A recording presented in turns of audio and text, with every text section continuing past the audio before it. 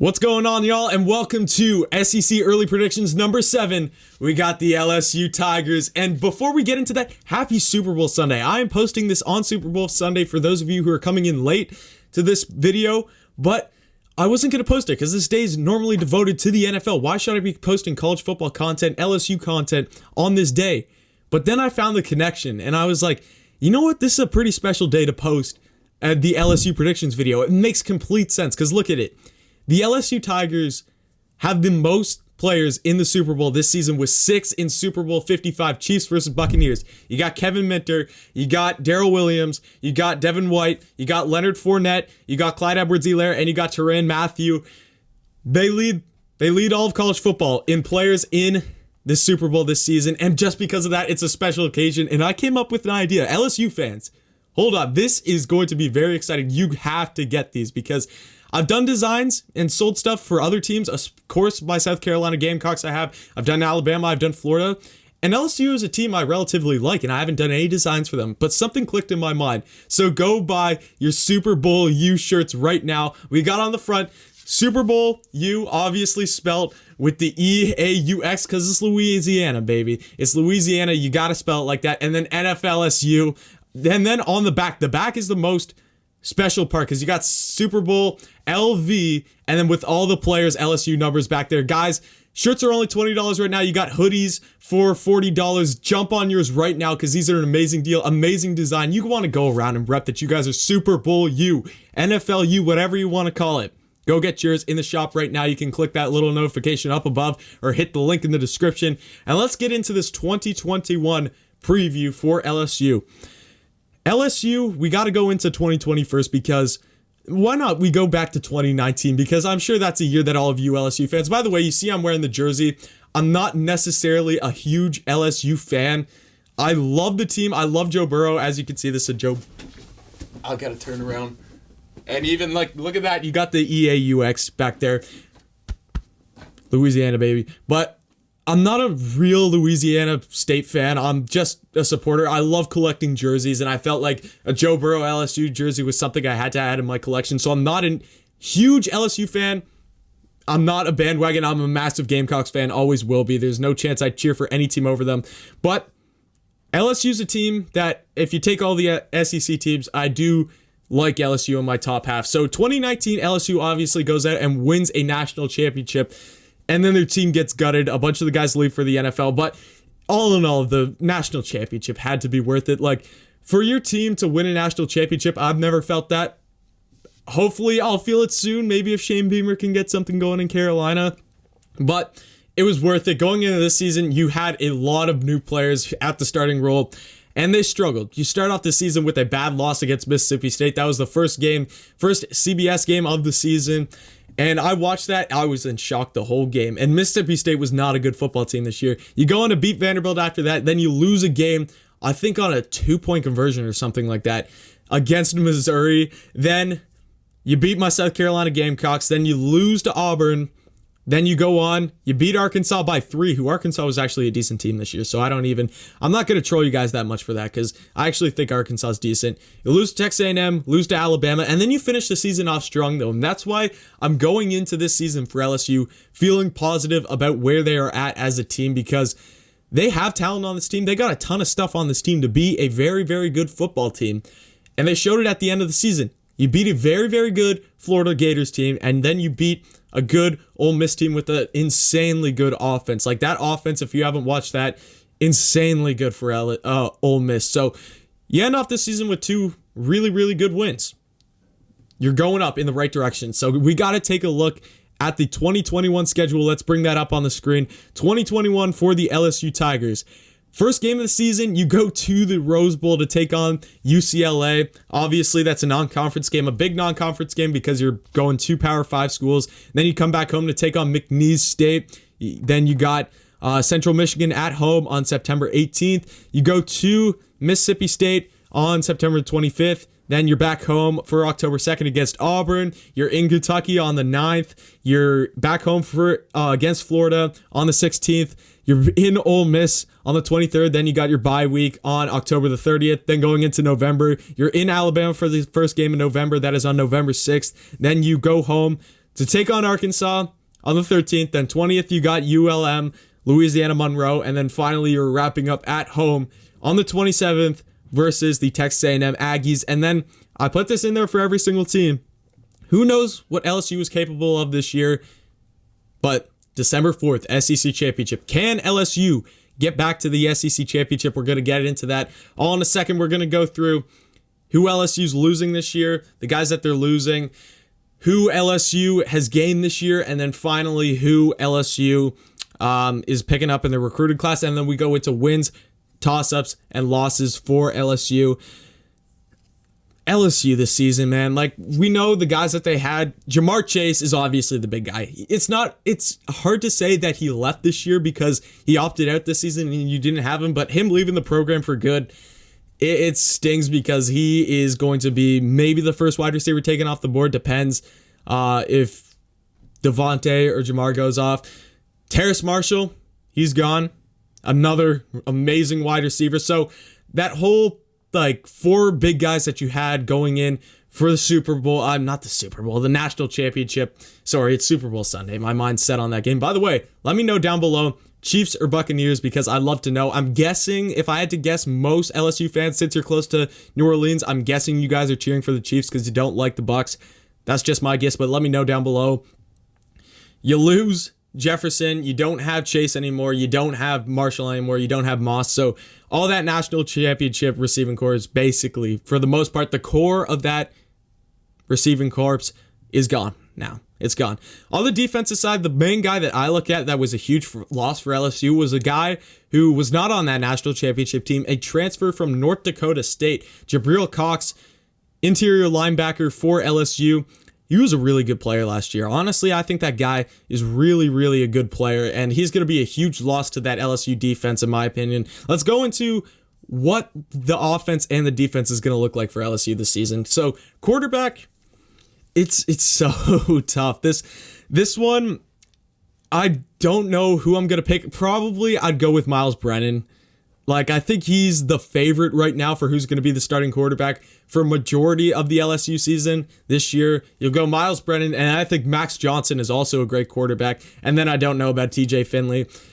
I was really high on him after that South Carolina game, but who wasn't? He played amazing that game, had a dip off after them, but you got Max Johnson going out of the Florida game, balling out, having an amazing game there. Miles Brennan played an amazing first two games before he got hurt. What was it? I think he got hurt against Mizzou or after Mizzou, something like that. Quarterback is going to be it's going to be a competition, and I like competitions. Competitions just iron sharpens iron, and that's all you got to do. You just got to keep competing, and the best guy will always come out, and it will make him stronger. You got Davis Price in the backfield for LSU this season. The main factor of what's going to be the weak spot for LSU this season is definitely going to be the offensive line. They got work to do. They have the talent on that offensive line to be good, but they have work to do. And you really got to do that to establish your rushing game, because you got Davis Price back there. And then who's the other running back for LSU? Oh my gosh, what's his name? Emory Jr. That's who it is. Emory Jr. and Davis Price, that's a really good backfield that you got back there. Two talented guys, and if you get that offensive line going, I think they'll be just fine. The receiving core, Booty's going to be your big guy. I think we knew that coming into this season. He's going to be your big guy. Then you got Jenkins, and you got more coming up behind him. The receiving core, yes, it's not going to be what you had 2 years ago. It's not going to be what you had last year or would have had last year if you would have had Chase stick around, and you're losing Marshall. It's not going to be the same, but it's still different. And then the big loss for me, Eric Gilbert transfers to Florida. You're going to have Taylor in at tight end now. It sucks. Eric Gilbert, one of the most talented players in college football, in my opinion, just a freak athlete. It must not feel good to lose him. You look at the defensive side of the ball, cornerbacks is the strength of this. You got Derek Stingley, who's probably the best corner now in all of college football. And that guy, Eli Ricks, although I have heard some rumors that he might hit the transfer portal, right now I'm just going to assume that he's staying. Eli Ricks, I picked him as my freshman of the year in my SEC award show. You got Derek Stingley coming in. In his freshman year, I think he won SEC Freshman of the Year, one of the top players in all of college football. The secondary is going to really be relied on, especially with Harris and Hampton too in the safeties. That's the strength. The line, they got to get pressure on the line. The linebackers, just got to keep doing what you're doing. Just get pressure on the quarterback. That's all you can ask in the SEC right now, because if you give any quarterbacks any time in the pocket, the game's done. The game's done. If you allow the quarterback to scramble around and make plays with the feet, the game's over. So linebacker and defensive line, they got to step up from last season. There was a lot of poor defensive play from the defensive front and the linebacker position for LSU this last season. Let's take a look at the recruiting class for LSU coming into this season, because you look at LSU, they have the third best in the SEC. Now that's good, but you look at that, they have the third best in the SEC. They have the fourth best in the whole nation. That just shows you SEC football just means more. Like these guys, the recruiting classes that some of these SEC teams are pulling, for a South Carolina fan who has the worst class in all the SEC right now, I just look at these in pure astonishment, because LSU's the third class in all the SEC, and yet they have 2 5-stars and like 15 4-stars. It's absolutely insane. Mason Smith, D tackle, second best D tackle in the country. And then who's your other 5-star? You got Sage Ryan, safety, second best safety in the nation. And I can't even go through all the 4-stars, but I'll just take a look at some of the positions. I've looked at them. You got a lot of safeties. You got a quarterback coming in, and Garrett Nussmeier, I think that's how you pronounce his name. You got some O-tackles, you got some linebackers, you got some outside linebackers, you got some interior, and then you got some defensive ends. I think that's the core of where these 4-stars come from, and I saw some wide receivers in there too. So you're bringing in a really, really good recruiting class, and I think the talent that you saw from last year's recruiting class, you'll also see spill over into this season. So LSU's got a good core, man. LSU's got a good core. Wins, toss-ups, and losses. This is what everyone comes for. This is the moment that you've all been waiting for, because this is the most exciting part of the video. Got to pull that up. Wins, toss-ups, and losses. I have to explain the numbers down below at the beginning, because I have too many people coming at me in the comments saying, how on earth is this game a toss-up? How on earth is this game a win? How on earth is this game a loss? Because people don't listen to me when I talk. They just see the graphic for what it is. So I had to put that down there. That is the percentage of confidence I'd have in LSU for this video in winning these games. Wins 100% to 75% or 75% to 100%. Toss-ups anywhere from 26 to 74. I know that's a big range, but it's more like 70 to 30. I just had to throw that in there, the 6 and the 4, just to make it even. And then losses, I have a 0% chance, or 0% confidence and to 25% confidence in LSU winning that game. Let's start off with the wins, because before I made this, I thought that this would be a very even chart. Like, I thought I'd have somewhere around 5 wins, I'd have like 5 toss-ups, and then I'd have 2 losses for LSU. It shocked me when I really started to think about this and be like, I wouldn't say that's a loss for LSU, or I'd say there's a bunch where I was like, I wouldn't say that that's a toss-up for LSU. I think that's an easy win for LSU, honestly. Starting off with the UCLA game.